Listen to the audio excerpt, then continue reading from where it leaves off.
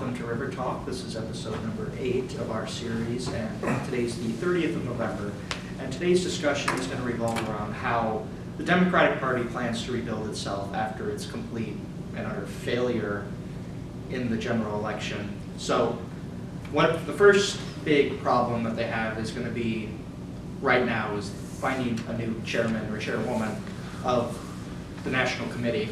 And so the two big names that are really revolving around are Keith Ellison and Howard Dean, and both of them are two very different sides of the Democratic Party. So when you look at Howard Dean, he is a former chairman of the party. He's definitely an establishment type figure. He definitely believes that, people voted for Trump because they were angry, same thing as Sanders would say, but he's more, he was also a staunch Hillary supporter during the primary, during the general election, and so a lot of people in the Democratic Party definitely, it's kind of difficult because there's like a 50-50 split kind of in the party when it comes to like who supported Sanders and who supported Hillary and which way the party should be going. And a lot of people feel that if Howard Dean was elected by the party to be chairman, they just feel like there would be no future.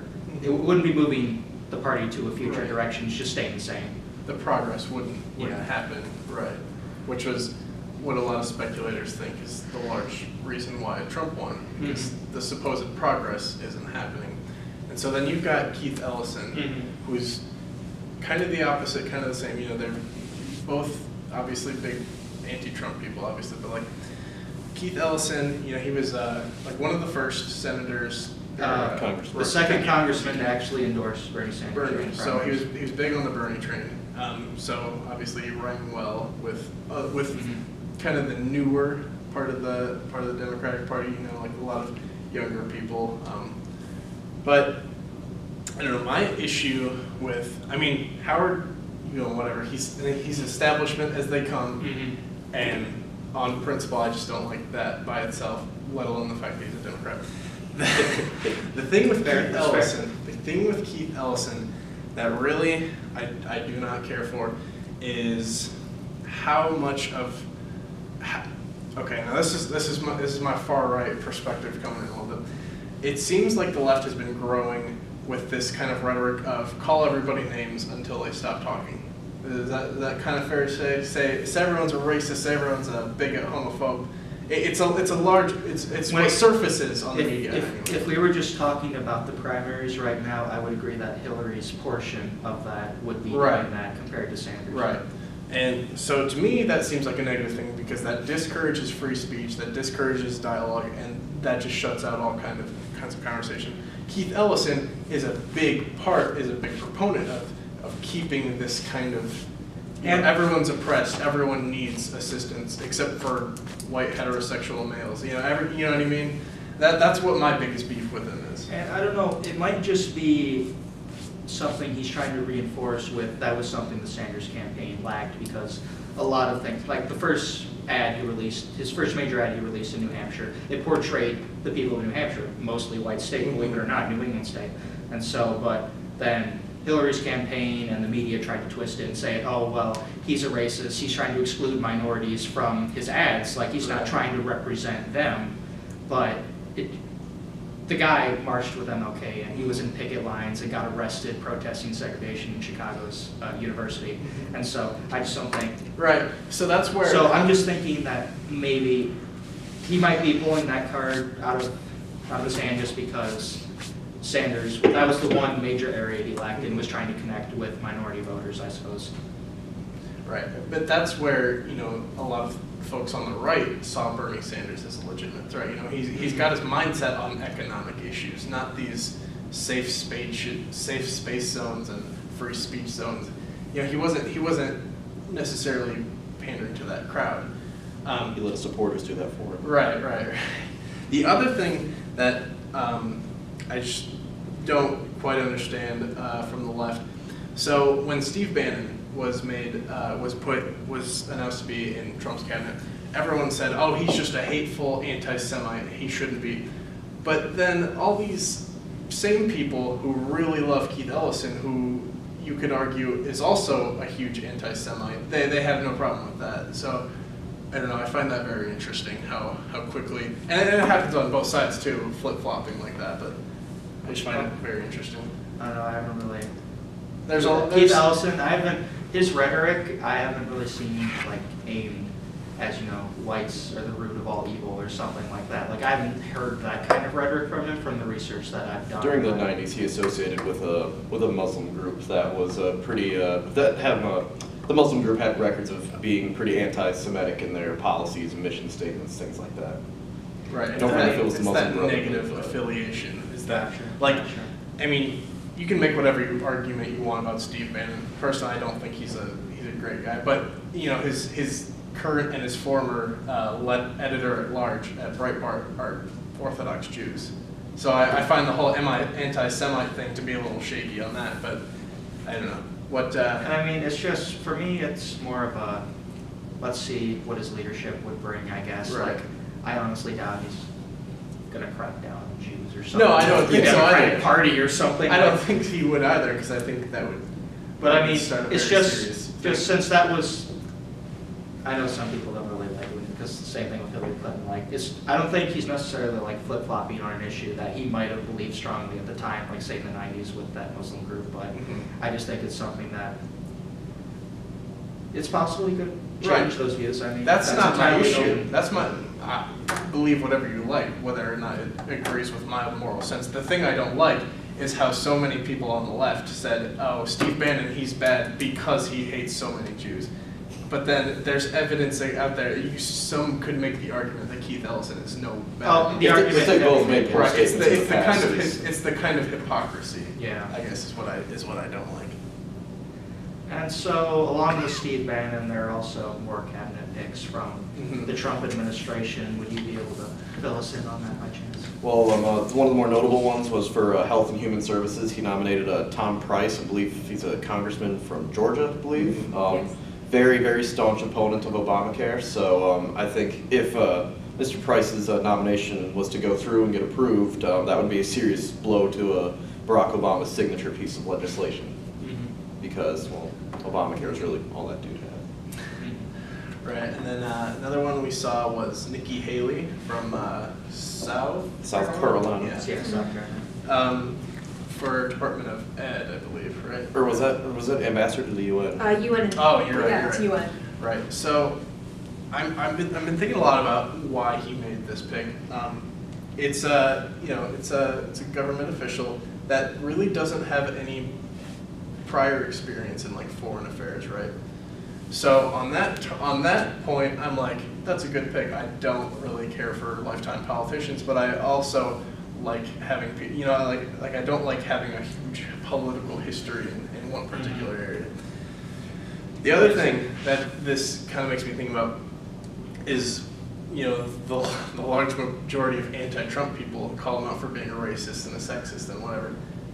Nikki Haley's like a woman of Indian descent, if I'm not Yes. mistaken. So Okay. I think what that does is that's kind of a bold like, no, actually I'm not a racist, sexist, bigot. But Well, there maybe is he the is, question but of like. like, if he picked her, like if he picks her for those reasons to prove he isn't, that's That's not kind- really. that is- That's not they're right. That's not Yeah. morally. Yeah, that's not really right. morally That's just justified. like a way of saying, oh, it's okay. I mean, I love God Emperor Trump. That'd be a pretty shallow reason. But to it is pick Right. like, so you have to think about, did Right, you so pick you her have- for the reason of like, because she has some Or cares, does or you that pick her also just because happen? she is, Because a minority? Right. Like, where is this? I think I read somewhere that she had some previous experience like negotiating with Yeah. other people. I don't remember exactly what that was. But I think that was one of the reasons why he ended up leaning toward her for the job. Mhm. Then one of the ones that's been big in recent days is who is he going to pick for Secretary of State. So it's kind of a tight one, if you will, between Rudy Giuliani and Mitt Romney. And I mean, one of the main signature things I think Trump said is that he rewards loyalty, and so just by that default it should go to Rudy Giuliani. But it's Right. kind of been a tough discussion between both of them, trying to figure out which one would be best for that position. So I guess, is there any Also speculation? considering that Mitt Romney, he wasn't the most adamant Basically about went it, on but a he was, criticism yeah, campaign on he was Trump. one of the very many establishment Republicans to say this isn't my guy. But now there's talk of them. But Nikki Haley also, she criticized Right. Trump too to begin with. Right. and She also did endorse him after the after the convention. Yeah, but she also is one who has in the past criticized Yeah. him, so you Mhm. know, it's not Right, the first so- time who has Paul criticized Ryan's him. criticized him too. Like, I feel like everyone in the Republican Party that is established Oh, even criticized Trump. even at some I've point. criticized him. Oh yeah. So, you know, it's interesting. You say, you know, loyalty matters. So at first thought, you think it would go to Giuliani, but Yeah. you know, it's It's interesting. kind. He and I Romney feel like just had it's. $1,000 dinner last night. so- Yeah, I saw some. I saw that on the news last night. I think he might be leaning toward Romney because experience, but at the same time, nobody likes Mitt Romney, so I don't think that'd be a very popular pick, I don't know, at least I feel with like- the base and the American people. So Say what you will, I just feel like, from Trump's standpoint, I feel like Mitt Romney is easier to control than Rudy Giuliani. I feel like the honestly. smarter decision in the long run would be to get more really into it establishment guys. So I think, you know, we saw this kind of civil war break out on both sides. Well, I think the right is repairing itself a lot quicker than the left, and I think that would be. But You the know. whole like concept of his campaign was like, hey, I'm gonna drain the swamp. And Right, here he is, right. he's siding with Right, like, all these here big he is, establishment yeah, names of the filling the Republican swamp, Party yeah. and everything. Yeah. It's just, it's a peculiar situation to be in. All right, we took a short break there, and we recently just got done discussing Trump's cabinet picks, and I think there were a few more we have left. I think it was Transportation Secretary. yeah, that's Elaine Chao, the wife of Kentucky Senator Mitch McConnell, the man with no upper lip. Right, so that only strengthens the theory that he's trying to, you know, fix the Republican Party as much as he can, in my mind, you know. Whereas for the large majority of his campaign, he was saying down with the establishment. Now he's saying, well, maybe not so much.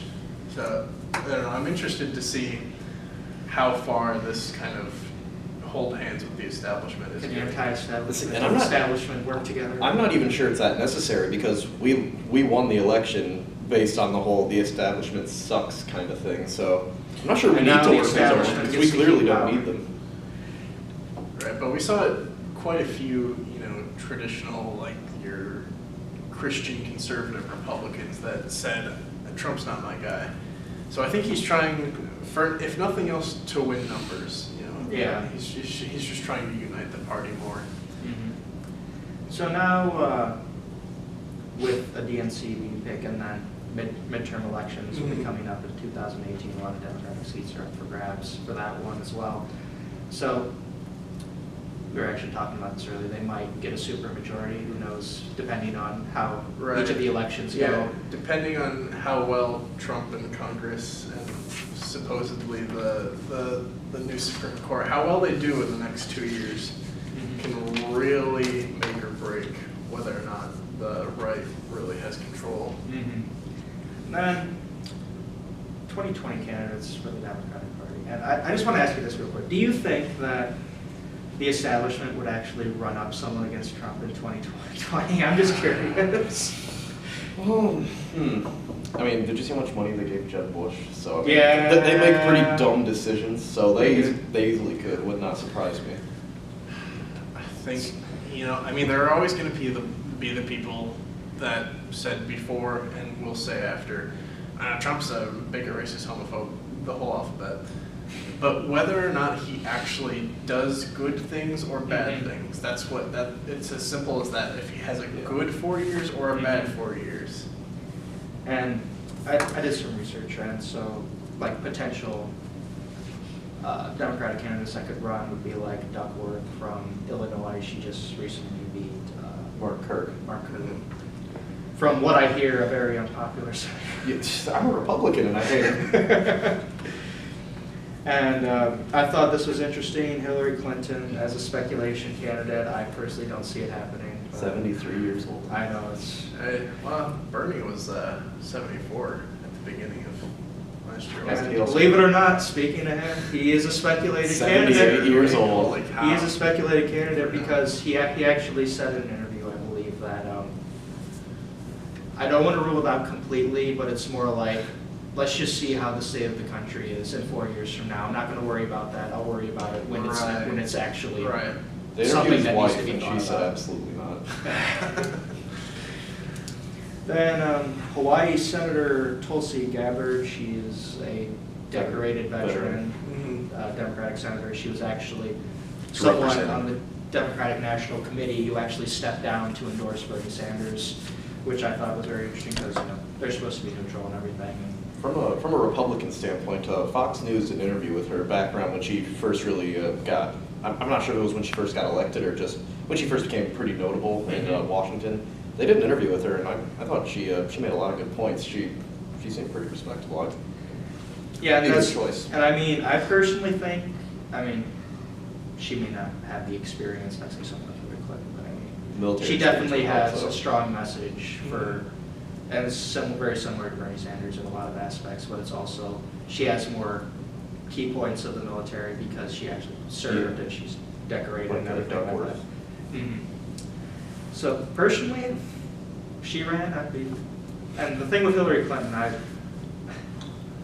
don't have a problem with the female president, I just feel like she wasn't the right one to take, Right. to take that title. She's just trash. She Okay, is, Hillary's she is. trash.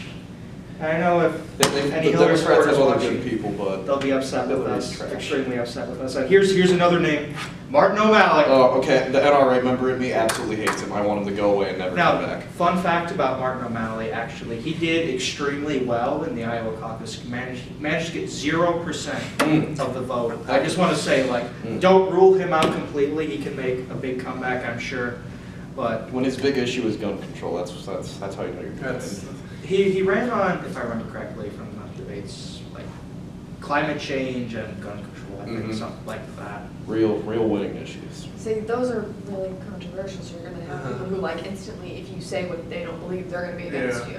Oh, yeah. immediately shot down. He doesn't like guns. I mean, I feel like he's, in general, a nice guy. I'm sure he's a nice guy and everything. I just feel like he wouldn't be a very strong leader for the United States, though, if he became president. I just feel like he couldn't get anything done, honestly. He seems pretty garbage. And the senator from Massachusetts, Elizabeth Warren, is also being speculated as a possible candidate. Awful.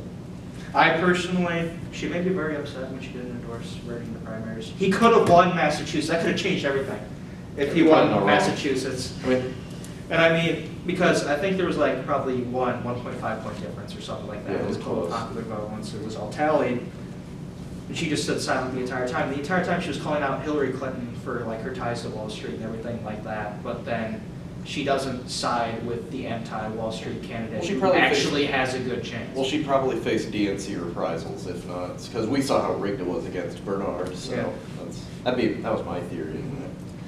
So right now, that's kind of the list I was able to find from like notable members of the party who would actually might be running. Mhm. So Oh, do you gentlemen have any thoughts on Duckworth and Gabbard are the only ones that I don't think are totally awful. That's about it. I just think that I think if the Democrats really want to win come 2020, I think they need to, kind of do what the right's doing, just repair and move on. Yeah. And I also think that probably the one positive thing I can say about Bernie Sanders is that he was focused on issues that Mhm. actually impact everyone, not the. It's my turn. It's my, not the help. excuse me, help it's my turn. Right, yeah, help me, excuse me, it's my turn to talk. Right. Other than that, he seemed like a perfectly understandable, like, I think, another thing that I think could potentially play a big role is,